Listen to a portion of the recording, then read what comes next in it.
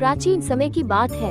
महान ऋषि मृकंडू और उनकी पत्नी मारुद्वती भगवान महादेव के परम भक्त थे, लेकिन उनके जीवन में एक बड़ा दुख था, उनकी कोई संतान नहीं थी। दोनों ने वर्षों तक कठोर तपस्या की।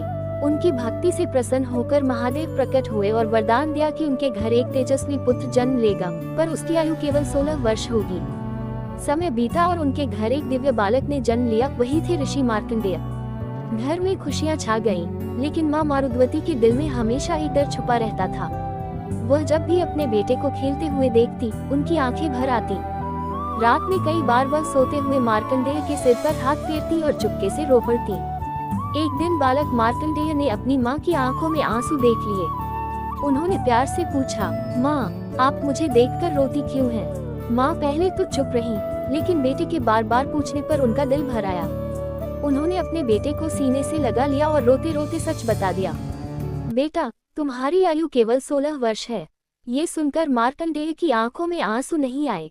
उन्होंने मां के आंसू पोंछे और मुस्कुराकर बोले, मां, चिंता मत करो, मेरे भोलेनाथ मुझे जरूर बचाएंगे। फिर वह वन में चले गए। वहां उन्होंने एक शिवलिंग स्थापित किया और दिन रात भगवान महादेव की कठोर तपस्या करने लगे। कभी कई दिनों तक भोजन और जल त्याग कर महामृत्युंजय मंत्र का जप करते, कभी एक पैर पर खड़े होकर ध्यान करते, कभी तेज धूप और ठंडी रात में भी बिना हिले डुले भगवान शिव का नाम लेते। उधर उनकी मां मारुद्वती रोज भगवान शिव से प्रार्थना करती, हे भोलेनाथ, मेरे बेटे की रक्षा करना। समय बीतते बीतते वह दिन आ गया जब मार्कंडेय की आयु 16 वर्ष पूरी होने वाली थी। उसी समय मृत्यु के देवता यमराज अपने दूतों के साथ वहां पहुंचे। उन्होंने देखा, एक छोटा सा बालक शिवलिंग से लिपटकर आंखें बंद किए पूरे विश्वास के साथ महामृत्युंजय मंत्र का जप कर रहा है।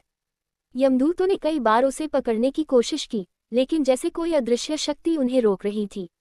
अंत में स्वयं यमराज ने अपना पाश फंदा फेंका, लेकिन मार्कंडेय शिवलिंग से लिपटे हुए थे, इसलिए वह फंदा शिवलिंग पर भी पड़ गया।